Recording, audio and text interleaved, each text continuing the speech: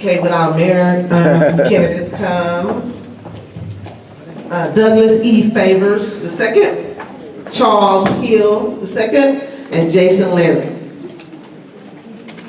And as they're coming up, will all the women in the house stand up? Women. That's right. I just want to recognize all the great women in this room tonight. So National Women's Day tomorrow. We don't have to do nothing, right? But wear red. Y'all got that right? Okay. Women power. Women power. Okay. Thank y'all.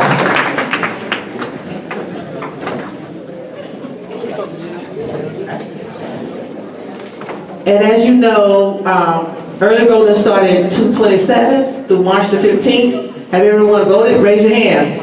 You voted? Okay, good. Not good, okay? March the 21st is the actual date to vote. There is 10,000 residents in each one of these districts, right? That's about 50,000 people. Yes, ma'am. Where do you go to early vote? Memorial Drive. Yes, ma'am. And it's till March 17th is the last day. Okay, thank you for that correction. March the 17th. Okay, it's very important that we exercise our right to vote. A lot of people died, struggled. What's wrong with y'all up here? Okay, y'all okay? Y'all want the water? Y'all don't want the water? Okay, I just want to know. All right. Okay, so we want to make sure everybody exercise their right to vote. If you're not registered to vote, see some of our NAACP people. We'll get you registered for the next election because you already missed this one. Okay. We have two men at the front that's standing up. I have no idea why. What's up with that? Is that a man thing I don't know about? Okay, y'all just ready to stand up and get this thing started. So, you guys know we on a time thing. I have to get out of here. At Salem Bible Church, we do 90-minute services, so this 2 hours is really catching my ADHD. All right, so what we're gonna do is we're gonna do your opening statement, and we'll start with you, Mr. Bayers, and then we'll do our questions. We're gonna get out of here probably in 15 minutes, okay? And I really would appreciate it if everyone would stay so we can have a closing prayer and make sure that everyone gets home safely. And if you're not a member of the NAACP, please see the people at the desk over there. We like your membership, $30. And it's a sad thing. We have less than 500 members and we service 700,000 people. So if you can help us, help you, that would be a great thing. So $30 annually, which is $2.50 a month. Okay. All right, Mr. Favors, you ready? Favors4mayor.com. That's favors, the number 4, mayor.com. I don't have an elevator speech for you. The reason I'm running is because I personally serve the Lord that spoke to me and said to run. He didn't say I was going to win. He didn't say you're going to get it. It said to me, run. That's why I'm running. Favorsformayor.com. Thank you.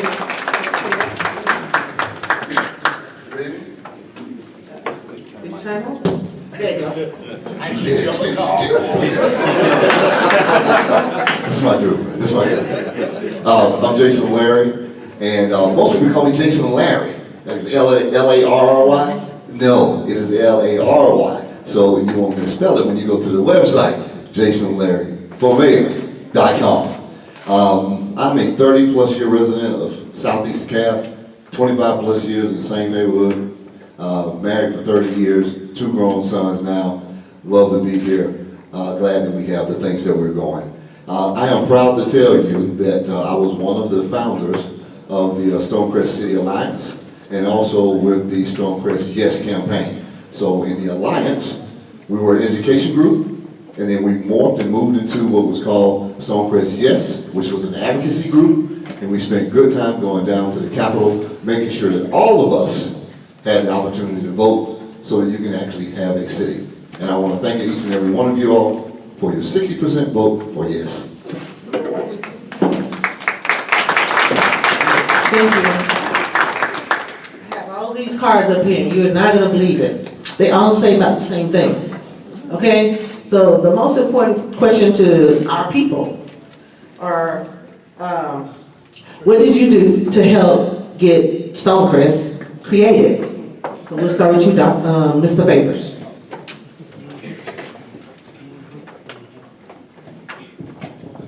What did I do to help STONECREST get created? Yes. Well, I'm a registered voter. I voted yes. I'm sorry if I'm thinking, because people ask me this all the time, and because I'm more like Joseph in the Technicolor robe, that I've been other places and I haven't been able to spend 30 years of my life in one place, that for some reason that means I don't belong in this room, or I don't have as much invested as you do. I voted yes, and I can probably guarantee everybody in this room didn't even vote yes. There you go. Yeah. Thank you for that answer. And it didn't take you no minute. I like this. We can get through this. That's why I'm with the mic though. Oh, got some jinx on there. You know he's talking to Jesus up in there. Amen. We in the house of the Lord. And he's speaking. Go ahead. Millennials, thank you for the technical. Thank you for the technical. And you know how smart they are. That is really a good question. And actually, I 100% agree with Mr. Favors. Everybody had something to do with developing STONECREST. Because if you all didn't vote for it, I don't care how much time it took, I don't care how many hours it was, if you all did not say yes, we wouldn't be sitting here. So I want to thank, again, each and every one of you all for that. However, I did put in some work now, because this was some heavy lifting. And what I really like about it is that I had an opportunity to grow in a position where we are today. Probably like Mr. Favors, I just didn't start out waking up one day saying, I wanted to be mayor. It really morphed into that opportunity after we spent year after year trying to get this thing on the ballot, get it voted for, and then from there, you see the fruits of our labor. Thank you. Thanks. So tell us, what is your vision for the city of STONECREST as mayor? Yes, please. My vision, this is the question I want. So, STONECREST, to me, embodies everyone in here. I envision an actual city. Now, the reason I say actual city is because I've been to a lot of these forums, I've been to the Thursday meetings in planning and zoning, and I've heard the requests and the questions, and one of the biggest things that stands out is a lot of people keep dividing us over generations. There's millennials this, Generation X, Y, whatever it is. What I've seen in traveling and living in other places that were beginning cities, old cities, successful cities, and failing cities, is that you have to have all of those things in one situation. Everybody has to be going toward the same thing. And I just want everyone to know that my vision for STONECREST is not just, I'm a millennial, so I like this, that, and the other, and old people got to deal with whatever, you know, we do a little bit for them. That's not how it goes. You have to know that this is a city now. This is not a big neighborhood. This is a collection of neighborhoods to make this city. So my vision is to actually bring those together. Thank you. What we found over the years that we were developing this whole piece of it, it started out with live, work, play. That was the staple of everything that happened with regards to developing cities. Then it morphed into live, work, play, worship, shop, educate. Live, work, play, worship, shop, educate. So in those 6 keys in developing what is happening in that arena, what I found is that every neighbor, every person, every time we did a presentation, someone added to one of those 6 keys. So my vision for the city is to make sure that we stand on those principles. Live, work, play, worship, shop, educate. So what do I mean by that quickly? Let's look at what's happening now, and then live, work, play. The third one, which is play. Bringing tourism and a $200 million development here in Stonecrest. That is a fantastic opportunity for us to grow jobs. That's a fantastic opportunity for us to it's not opportunity, now it's up. Yeah. Sorry about that, but you was getting there. It was good. Okay, the question I have now, the city has RFPs out for city manager and city attorney. What type of person and background should we hire for those positions? And what is your vision on how they will conduct business for the city? RFPs for the city manager and the city Attorney. Yes. Same deal. I want them to do business in a way that's indicative of the people that live here. In other words, this is going to be something that happens after we're elected and we get to go back and now we have to elect some people. Now, if we're going to be elected by you all, then you're expecting us to elect folks that have the same vision as you through us. So if I'm going to hold myself accountable for everything I do, then obviously I want a manager of anywhere, let it be the city or anything else, and an attorney especially, to have those same values. I don't want Stonecrest to end up being something that looks like, oh, we can just place blame because I'm not A, B, and C person. I'm just the man. When you hear things like that, you know that you probably didn't have a big hand in who the person is speaking for you, helping you get to the next step. Because you don't want the division when it came time for them to make decisions. They chose someone different than themselves. So you got to choose us accordingly. Mm-hmm. Thank you. So the way I see that end of it is here, particularly from an RFP standpoint. We built this city, and when I say we, I mean all of you, on the premise of contract for services. And what I mean by contract for services, and that's why there's an RFP out today, is that we will be hiring a company to have best-in-class people working for us. Well, here's the priority though. I want those best-in-class people working for us to come from Stonecrest first. Hire these people here first. Now, if we can't find best-of-class of people here in Stonecrest first, then we go outside to make sure we look for still best-of-class people that's outside of our area. But the priority is first. What I really like about the contract for services model is that we won't have to take on all the heavy payroll up front, because we still need 2 years to get caught up. We still need 2 years to make sure we put our plan and process together, and we still need 2 years to make sure we solidify our relationship with DeKalb County. Thank you. Thanks. You guys are good. All right. All right. Now tell me a little something about this. How do you handle your budget at your home? And how can you handle a large city budget? Okay. Let's get down to business, right? Y'all the men. So, Provider. At home, I bought my home here in Stonecrest on my own 2 feet. I don't have, and just by admission in one of our last forums, I haven't had a bankruptcy or have anybody after me for anything that has to do with my financials. But one of the biggest things that, thank goodness somebody asked this question, because my wife literally told me, if it comes up again, you better talk about it. When I first moved to the Atlanta metro area, I became unemployed. I was working for the airport, ended up unemployed for 15 months. And just to sum it up for you, one of the things that she wears as a slogan to herself about me is that Douglas was unemployed for 15 months and made more money than she had made in that year and a half. And the reason for that is because if something happens, I am tested in moving forward right now. Not planning. When I was unemployed, the first thing that came to mind was an unemployment budget and follow it right now. That's good. Favors for mayor. All right. So you manage your budget at home? Huh? Okay. Providers. It's fun stuff. Okay. Mr. Andrew. The advantage of being an old dude is that you get to see the train wreck and be involved in it. And most importantly, recover from it. Right. And once you do that, you'll know not to be in the train wreck again, or do the best you can to avoid it.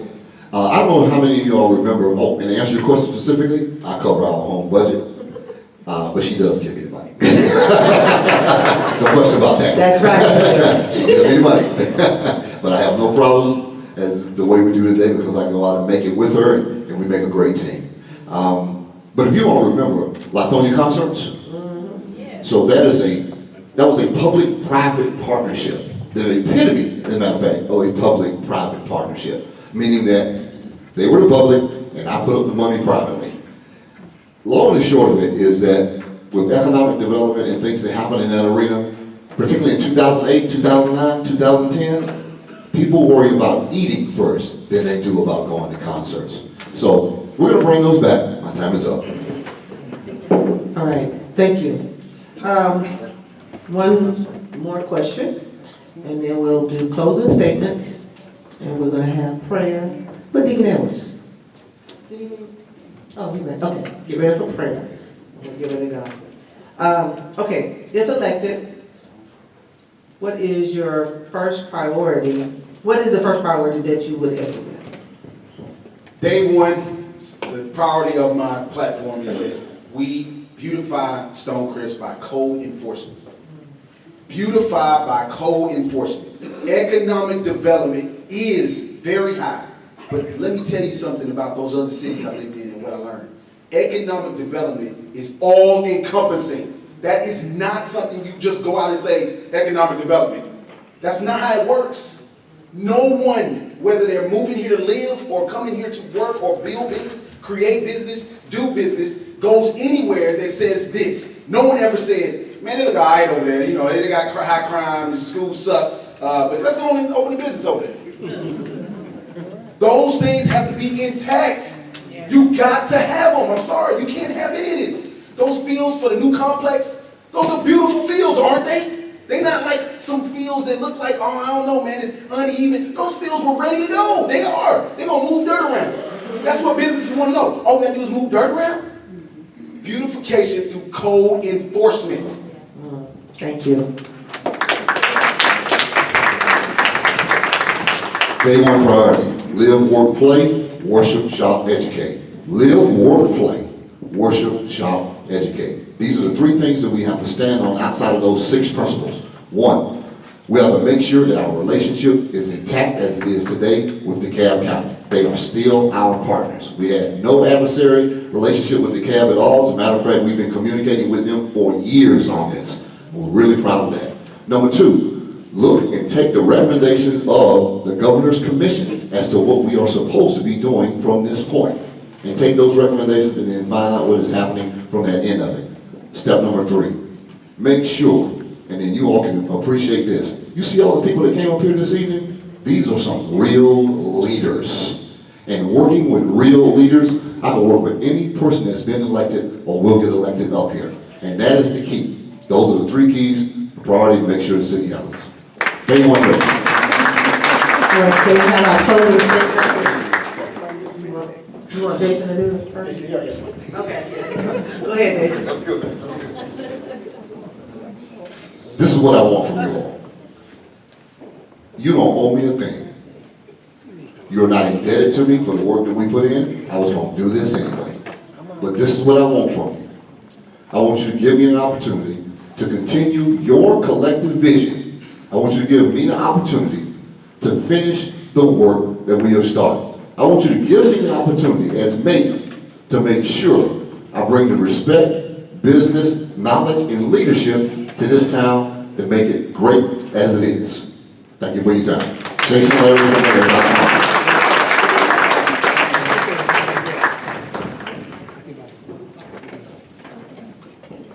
Again, favors, the number 4, mayor.com. That's as much elevator you're going to get out of me. That's the only thing you're going to hear constant. So that you can go find out more about me on your own terms, and you get the video responses for questions that may not have been asked, because I'm going to answer. I should be mayor. I see everything that's being put out. And what I see, no offense to Mr. Jason, the 3-point and a piece, those things are how everyone does everything. This is not everyone does everything place. This is Stonecrest. We are on a new footing. I am a new back Stand on me, favorsformayor.com. Thank you. All right, thank you guys. You are awesome. African American men looking good. All right. So what we're gonna do now, give everyone, all the candidates a hand for coming out. And give all of you a hand for staying with us. And I would like to do a special privilege for Pastor Jasper Williams and Pastor Joseph Williams for allowing us to have our candidate forum here. It's actually a great honor. You guys have no idea. But we want to make sure that we put those chairs back. I want you guys to help me put this stuff back because he will not allow me to come back down here, okay? All right, and then also there's material. Your candidates have put material out for information. I think Ms. Champion said it best. Make sure you go and do your research on your candidates, and the information is there on the table. Candidates, if your information is still on that table, please take it with you. I do not want another piece of material, okay? And then for the NAACP, if you have not became a member of the NAACP, please do so today. At least if you give us 501 person, that gives us 8 delegates to do some voting at national. So I just wanted to kind of bring that information to you. And you all are invited to our next meeting, which is March the 18th. And you are also invited to come to our annual Unity Breakfast, which will be at Green Forest Baptist Church on April the 8th at 8:30 a.m. All of you are invited. And just see someone at the table for that. And Deacon Ellis will come and do a closing prayer. Did I miss anything? Everybody take your signs and your candidate, and those signs that's outside on the corner, please take them. Because if Pastor called me and said, Teresa, I saw Tammy Grimes stuff out there, I'm going to say, Tammy, what's up? Pastor gonna pray for you. Yes, yes. All right. Yes, if you have any young kids in the high school, 9th through 12th grade, we are having a actual workshop, which will be March the 11th. March the 11th and March the 25th is the workshops at Columbia United Methodist Church, Columbia Drive United Methodist Church from 10 to 12. What that is a local competition, 26 categories as it relates to STEM, I need you, performing arts, humanities, and what's the other one? Culinary arts, where the kids get to participate on a local level. If they win, they get to go to Baltimore, Maryland, which is in July. And we're going to stop in Washington, D.C. on the way for the kids. So it's a great opportunity. If you want some more information on that, see the people at the table as well, or see me. All right? Anything else I missed? Thank you. Huh? Pray us on out. Okay, Deacon Ellis will pray us on out of here. Again, thank everyone for coming out. Heard a lot of great things from the candidates. Heard a lot of scriptures quoted tonight. Remember them when you get in office. Let's pray. Our Father and our God, we thank you for this opportunity to come together. Lord, we pray that you'll be with each and every one of these candidates. Pray that they'll do what they said they'll do. And we want to hold them accountable, just as you hold us accountable to your word. We want to pray for this city. Pray that everything we desire will come from it. Then, Lord, we just ask your blessing for all of these people and all of the citizens of this great county.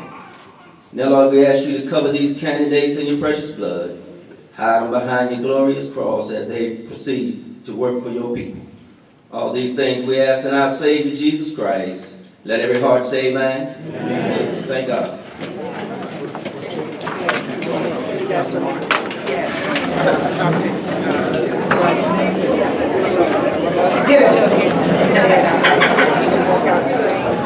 You don't have to worry about putting your seats back. We'll take care of the seats, but you have to expeditiously move on out.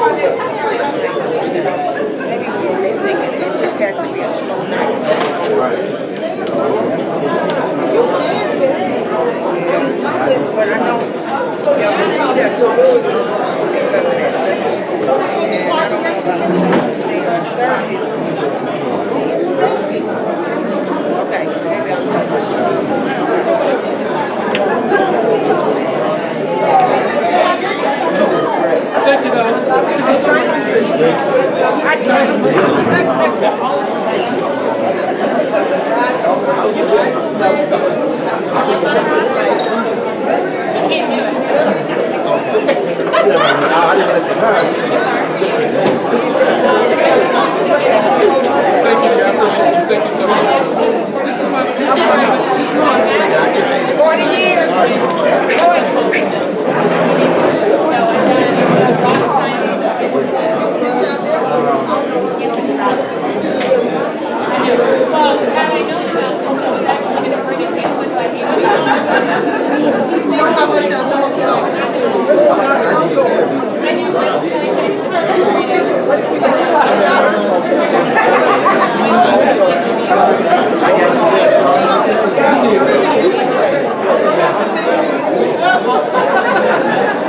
you know I've worked in the area? In hospitals, restaurants, maybe next time they'll listen. But that's almost my dream. That's almost oh my God. I need to talk to you. Getting the family there. Seriously, what's the I'm not like what's Okay, thanks, yeah, you should.